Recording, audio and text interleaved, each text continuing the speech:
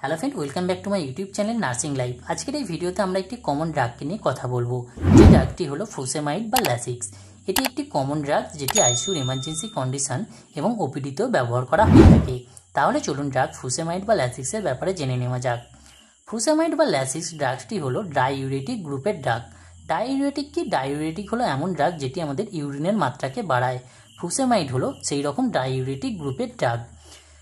Drug ফুসেমাইড বা Lasix tablet এবং injection উভয় ফরমেশনেই পাওয়া যায়। ট্যাবলেট ফরমেশনে এই ড্রাগটি 20 মিলিগ্রাম, 40 মিলিগ্রাম, 80 মিলিগ্রাম এবং 100 মিলিগ্রাম ডোজে পাওয়া যায়। আর ইঞ্জেকশন ফরমেশনে এই ড্রাগটি 2 ml এবং 4 ml এর অ্যাম্পুলে পাওয়া যায়, যার কনসেন্ট্রেশন থাকে 10 মিলিগ্রাম পার ml, অর্থাৎ প্রতি 1 ml ইঞ্জেকশনে 10 ml ফুসেমাইড পাওয়া যায়। এরপর জানবো আমরা এই রুটের ব্যাপারে। ড্রাগ ফুসেমাইড বা ল্যাসিক্সকে আমরা 3টে রুটে দিতে পারি। ফার্স্ট হলো আইভি। আইভি হলো ইন্ট্রাভেনাস, যেটিকে আমরা ডিরেক্টলি আমাদের ভেনের মধ্যে দিতে পারি। সেকেন্ড হলো আইএম। আইএম হলো ইন্ট্রামাসকুলার, যেটিকে আমাদের মাংসপেশিতে দেওয়া হয়। এবং ওরাল, যেটি ট্যাবলেট ফরমেশনে পাওয়া যায়। আইভি রুটে এই ড্রাগটি কাজ করতে সময় লাগে 2 থেকে 5 মিনিট। আইএম রুটে এই ড্রাগটি কাজ করতে সময় লাগে 10 থেকে 20 মিনিট এবং ওরাল রুটে এই ড্রাগটি 30 থেকে 40 মিনিটে কাজ করে।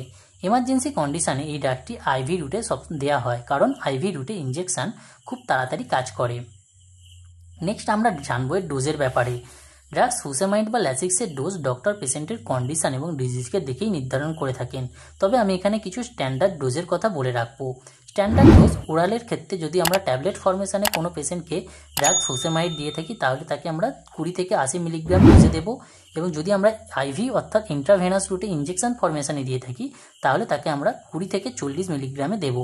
এইটি ছিল এর স্ট্যান্ডার্ড ডোজ। তবে অবশ্যই ডক্টরের অ্যাডভাইস নিয়েই কোনো পেশেন্টকে কোনো ইঞ্জেকশন বা মেডিসিন দেবেন। এরপর আমরা জানবো ইউজেসের ব্যাপারে, অর্থাৎ কখন আমরা ড্রাগ ফুসেমাইড বা ল্যাসিক্সের ইউজ করে থাকি। ফার্স্ট হলো এডিমা। এডিমা কি? এডিমা হলো ফ্লুইড রিটেনশন, অর্থাৎ আমাদের শরীরে যখন জল জমে সেই কন্ডিশনকে এডিমা বলা হয়। সেটি কার্ডিয়াজনিক কারণে হতে পারে, হাইপোজনিক কারণে হতে পারে বা রেনাল কারণে হতে পারে। যে কারণেই হোক না কেন, এডিমা কন্ডিশনকে ট্রিট করার জন্য ড্রাগ ফুসেমাইড বা ইঞ্জেকশন ল্যাসিক্সের ইউজ করা হয়ে থাকে। সেকেন্ড হলো অ্যাকুয়েট পালমোনারি এডিমা। এমআই বা মায়োকার্ডিয়াল ইনফেকশন কন্ডিশনে অ্যাকুয়েট পালমোনারি এডিমা কন্ডিশন তৈরি হয়। সেই কন্ডিশনকে ম্যানেজ করার জন্য ড্রাগ ফুসেমাইডের ইউজ করা হয়ে থাকে। তবে এই কন্ডিশনে ফুসেমাইড ড্রাগসটি আইভি অর্থাৎ ইন্ট্রাভেনাস রুটে ইঞ্জেকশন ফরমেশনে দেওয়া হয়।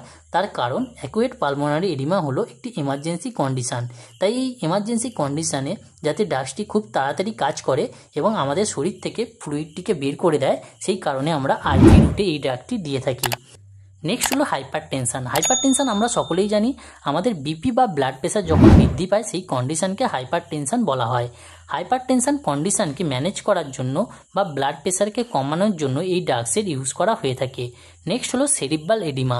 এছাড়াও সেরিব্রাল এডিমা কন্ডিশনেও এই ড্রাগসের ইউজ করা হয়ে থাকে। নেক্সট হলো ব্লাড ট্রান্সফিউশন। ব্লাড ট্রান্সফিউশনের সময় এই ড্রাগস ইউজ করা হয়, তার কারণ ব্লাড ট্রান্সফিউশনের সময় ফ্লুইড ওভারলোড হতে থাকে এবং তার থেকে বাঁচতে এই ড্রাগসের ইউজ করা হয়ে থাকে। এগুলো ছিল এর ইউজেস।